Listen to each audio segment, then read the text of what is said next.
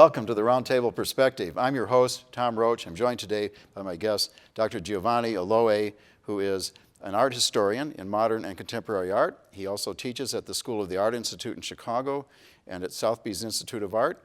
And he is the editor-in-chief of Antennae, the Journal for Nature in Visual Culture, and co-editor of Art After Nature. And last year, his essays were featured in a book, Vegetal Entwinements in Philosophy and Art, 2023. Thank you for joining me. Thank you for having me. It's a pleasure to be here. Let's start off by talking about why it's important that we consider how nature is portrayed in art. Well, representation. Right. Representation is everything. We see images, we produce images. And representation establishes a circular process in our minds. What we represent becomes truth, and then it's represented again. So it's a process of very lengthy and subliminal inscription. It's much more than just representing the outside world the way we see it. Ideologies are embedded in incredibly pervasive ways in representations of all kinds. And art has played an enormous role in the way in which we understand nature, in the way in which we have hierarchized nature, and in this distancing that has happened over time between us and nature. And I'm thinking more specifically about Western art and Western strategies as I say that. Well, just as an example, let's start with something simple like a still life. What do you look for when you're looking at a still life? What do you get out of that? Well, still life, we're thinking about the Dutch Golden Age, 17th century especially. Of course, that genre develops across Europe. Picture an apple. Flowers and tulips and poppies and roses, and the occasional lizard, the fly that's always lurking around representing. There are flies in those paintings? Always. I Check. didn't notice. Well, most times, yes. There's 2 or 3 flies representing death. And that's the key of these paintings. They came about in Northern Europe as an opportunity for artists to make money when they were forbidden by the church, by the Protestant church, from painting religious imagery. Yeah. And artists began to use flowers and plants especially. They harnessed the silence of plants and flowers to communicate symbolic Christian meanings. So those paintings are sort of paradoxical in the sense that they invite us to look at nature, but at the same time they always work like mirrors, reflections of ourselves, where we look at tulips and we see tortured love. We look at daisies and we're meant to see purity. We're meant to see this simplicity of feelings. And then some plants are utilized to express specifically Christian content. Like, for instance, the purity of the lily becomes associated with the Madonna. And so the grapes represent the passion of Christ. The more we look, the more we look away from nature, the more we see ourselves reflected in these beautiful, absolutely beautiful paintings. So I understand the lily because they're scriptural references, I think, right? But the poor tulip, how did the tulip get this designation? Usually there are stories behind each plant that sometimes become lost in time, but the story of the tulip is that it emerged from the tears of a bereft lover. So those stories would just transform and navigate territories and change slightly to manifest themselves into these beautiful blooms, painted by artists who constantly competed with each other in order to represent the flowers in the most realistic of ways, because that's exactly what the commissioners wanted, what the patrons wanted. So the artists knew that there was this sort of lexicon of plant and animal imagery, I assume, too, right? Yes. And they were aware of it, their patrons were aware of it, the other artists were aware of it. It was a sort of relatively well-known lexicon among the educated classes. And then there were like special commissions in which some wealthy patrons would expressly ask for a flower or a plant or an animal to be included in the still life painting to symbolize and represent something very personal. To convey a message, perhaps, to someone and that would become the head scratcher of art historians who could not work out why there's a cockroach in this still life painting and we haven't encountered this insect before. Right. Is there a meaning for a cockroach, by the way?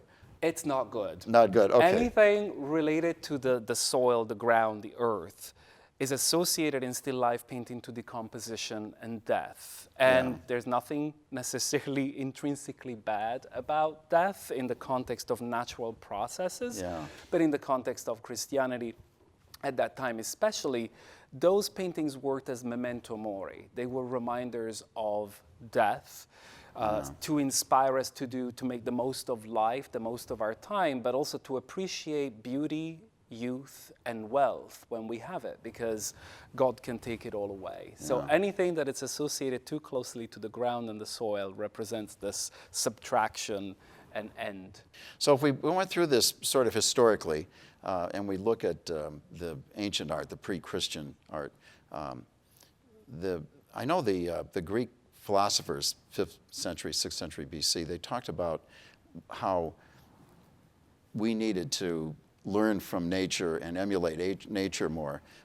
Today, we kind of convert nature, we anthropomorphize things into human forms and speaking and things like that. But they believe that we needed to learn from nature and try to kind of simulate some of the things that we were getting from nature. What was the art like in ancient times? Did it reflect that? Well, there's many different cultures at different approaches, some of which exemplify a much more continuous flow between humans and more than human worlds. And I'm thinking as well about indigenous traditions and cultures, representations also from different cultures that came in other media than the visual. Some of the oldest texts that have survived to us in which animals appear to sometimes caught up in a fluidity that we seem to have rejected at some point, especially in the West, with the emergence of Christianity, as we see gods morphing away from animal entities into human bodies more and more. And then that's an interesting point, because a lot of those gods were in the form of animals, or took the form of animals, like Zeus becoming the swan, right? Correct, yes. And we see a dwindling of that proximity and continuity happening throughout cultures in certain parts of the world, almost at unison. And I think art in that context especially played an incredibly important role in validating that shift away, that separation between human and more than human worlds. Yeah, as we're talking about this, I'm thinking about how today we have so many man-made images out there, and we think of nature as just being a small subset of things that we represent in art. But in ancient times, I mean, that's pretty much was the palette, right? Yeah. You chose animals and plants, and that was how you communicated. Yeah, and returning to the still life, the 17th century emergence of these paintings, it represents this moment of further separation between us and nature because of the emerging industrialization of the world, colonialism, our relationship with the land, extractivism.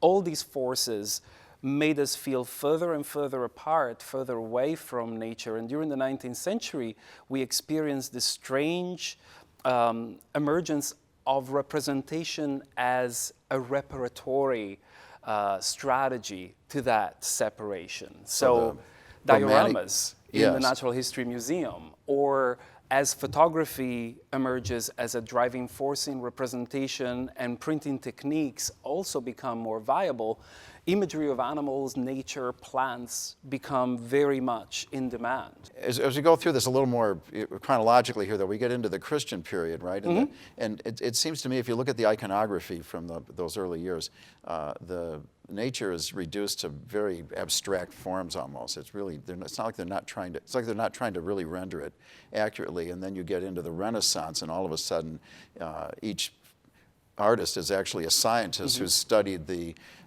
nature of these things under the microscope and knows how many bones there are in the vertebrae of a particular animal, and represents every muscle. What does that transition tell us? Well, it's a complex transition, quite rightly you point out that moment with the emergence of Christianity as a watershed. In fact, the Bestiarium was one of the most important books in the history of the Middle Ages, and it's one of the earliest illustrated books in the history of the world, in which words and images developed this very intimate conspiracy to convince us of certain things.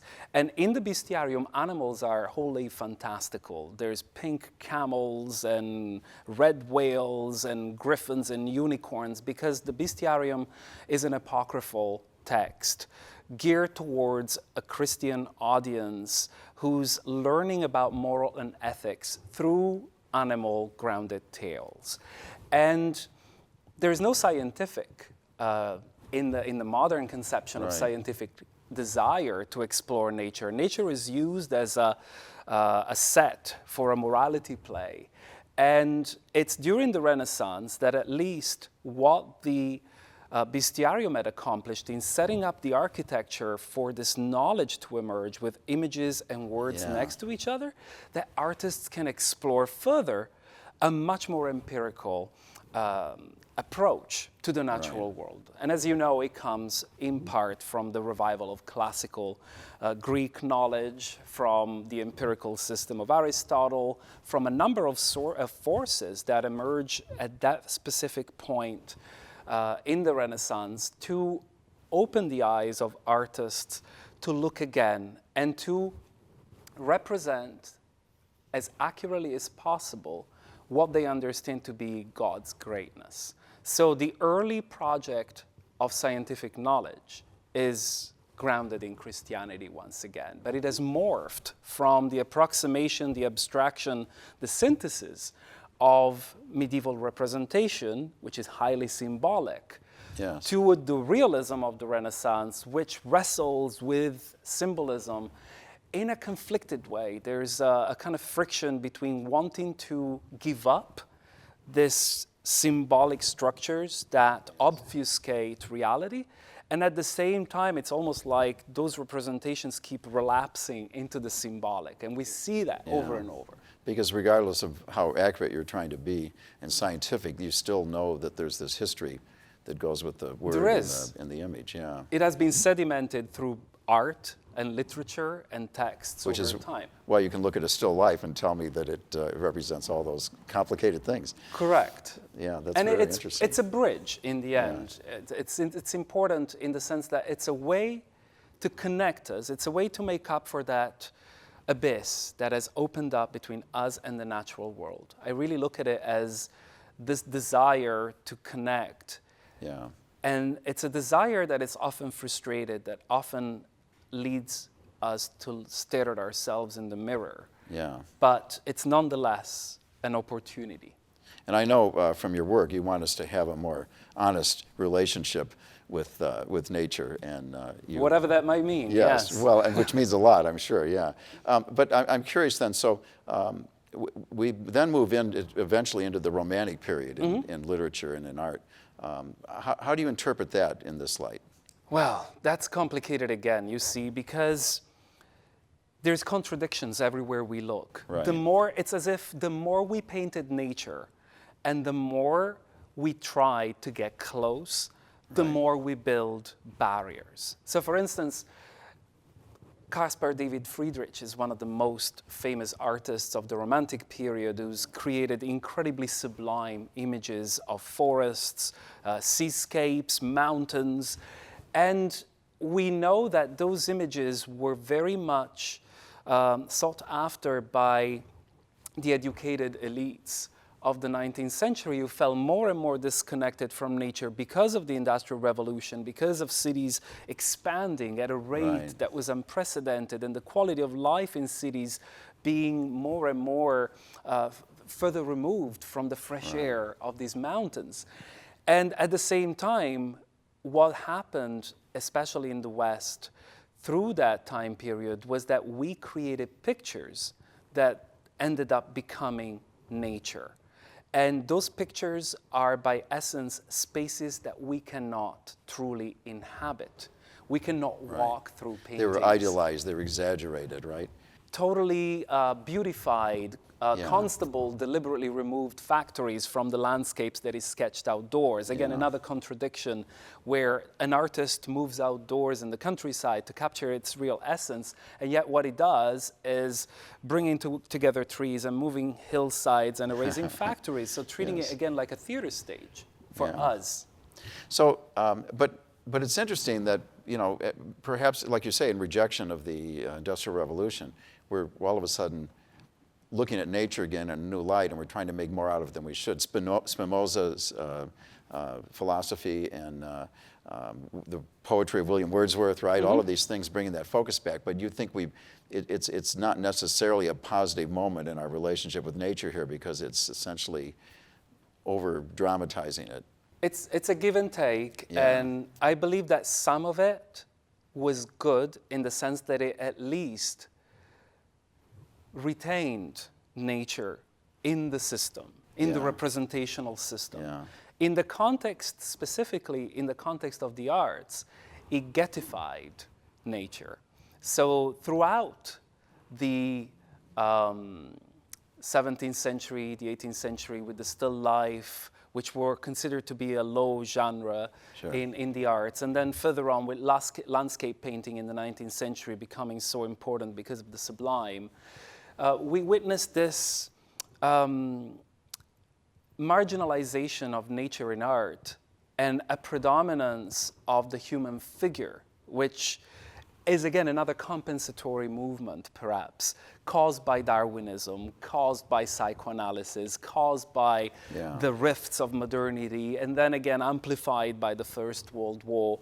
And what happens is that in the minds of curators, collectors, and artists, nature becomes a low genre for real. The more we keep representing it as such, the more we convinced ourselves that More we it's not. devalue it. Yes. So it became kitschy. It became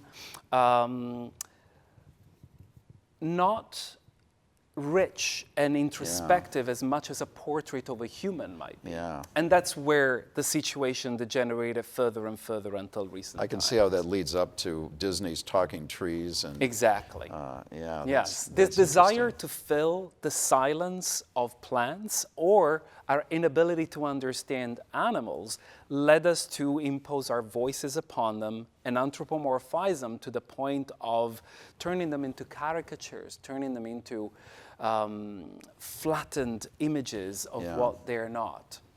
And we kind of skipped over the Impressionist period here, but if we just go back to that for a second, how do you see that? I mean, these artists are going outside to paint in the open, and it's supposed to be in their studios because they're trying to capture nature, but what they're representing on their canvas doesn't look like what they were experiencing, right? How do you view that? Impressionism is a very interesting chapter in the history of the representation of nature, because clearly this desire to move outside Yeah. can be read as a drive to rekindle something. But we also know that the Impressionists weren't necessarily interested in individual trees, plants, and animals. They were interested in a more kind of holistic view of the landscape that reduced itself into light, color, and volumes. But as Impressionism develops, we find interesting relationships to nature emerge. And one of them is very much down to Berthe Morisot and Mary Cassatt. And the other one, I argue, is about Monet. What Mary Cassatt and Berthe Morisot did was to step out into the garden as a space in which, as women artists, they felt safe and comfortable, because they couldn't just, like their male counterparts, walk around Paris and drop an easel wherever they wanted. There were so many restrictions put in place by patriarchy that pushed them back into the domestic sphere. But in the context of the garden, they accomplished this incredible foundational process of emerging of early feminine and feminist ideals. And it's connected to nature in ways that are not necessarily objectifying.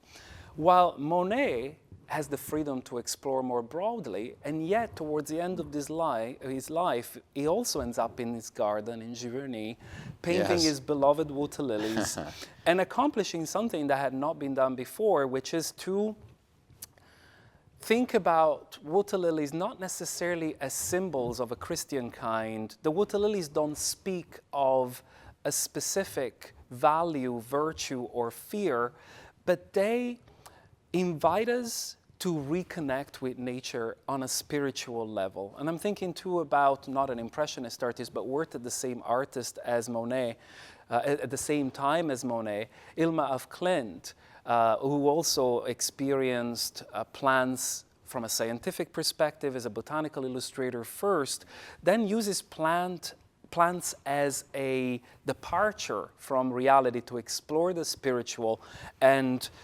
transcends from realism to abstraction through plants. And I think those are extremely interesting moments in which traditions that were initially objectifying become liberating and point at least at the departures and trajectories that become important to today's artists. Let's go back to Mary Cassatt for a minute. That's very interesting. So what are some of the things that you read in her work? I read a determination to represent the garden space as a space of emancipation. Because of the way in which boundaries, edges, and composition are organized, there's a desire to acknowledge that these images are not necessarily out there in the open. And there are indoors for a reason, that it's very clear and very important. So it's sort of a half step towards liberation, yes, actually, right? But it's outside of the house. Yes, it and is. there is it's kind of compressed, and it's still a difficult nuance, but it's definitely present in their work as a sense of pride and commitment. And what do we do with Rousseau? He's not fitting into any of these other categories here, but he's definitely all about nature. What do you say about him? Well, I would say we love Rousseau, and we find him difficult and complicated in ways that are probably too complex to address right here, right now. Yeah. But I have to say, I visited the Jardin des Plantes in Paris many times, and it's impossible to walk through without thinking of Rousseau. It just springs to mind immediately. Yeah. Of course, as a man who lived in Paris and allegedly never left France to paint tropical forests by collaging this beautiful exotic species in the garden, in the botanic gardens in Paris, is incredibly moving, I think. It's tinged with a melancholia that is caused by colonialism, and it's representative of the frame of mind of the time, this distance. Again, the world has expanded in ways that we couldn't quite comprehend fully or understand the atrocities of this expansion. And we collage. His approach to using taxidermy from the Natural History Museum that is just next to the Botanic Gardens, and then just bringing it all together. That's as close as he got to what he was painting, basically. It was just literally a 20 minutes walk. It's really fascinating, and a beautiful walk. But the colonial heritage is, I think, impossible to ignore. And I think, again, back to your original question of why is art important in our understanding of the natural world and our relationship with the natural world, is that when we look at these images we create, that's the truth of our relationship with it. That's why, again, like dioramas are very much like Rousseau's paintings. They're collages of different objects that we have crafted and that we have brought together to replicate this scene that really represents everything that is wrong about our relationship with nature, but that we find beautiful, that we find horrifying at the same time, that we find somewhat enigmatic. It's almost as if with dioramas we created something that exceeded our real understanding of what was happening. Which certainly wasn't Rousseau's intention. I'm sure he thought he was bringing us closer to the Absolutely. To the I think real it was thing, very transparent in his engagement with... The paintings tell us more about Rousseau than they tell us about nature, essentially, Absolutely, right? yes. So you kind of see the diorama the way, to the taxidermy, kind of what the zoo is to the animal in a natural habitat, right? It's all reconfigured and Yes, we're still in the domain of objectification. Yeah. And of course, what the diorama has to its stride is that during the 19th century, it was very much used to normativize society. So when we look at dioramas, we see that the animals are not represented. They're anthropomorphized to a certain degree. And that the roles of the father, the mother, the children are represented in such a way that we can look back and accept that according to nature, a nature that we have fashioned and brought together and collaged, these roles are appropriate. So taxidermy dioramas become problematic in that respect, and in the context, of course, of racism and eugenics. There's a whole more... It gets worse if we explore it more. It does, yes. Okay. And it becomes harder and harder to love them, although they are incredible aesthetic And they're interesting. accomplishments. Thank you. That's all the time we have for our program. Thank you to Dr. Giovanni Aloi for joining me today on the Roundtable Perspective. I'm Tom Roach. See you next time.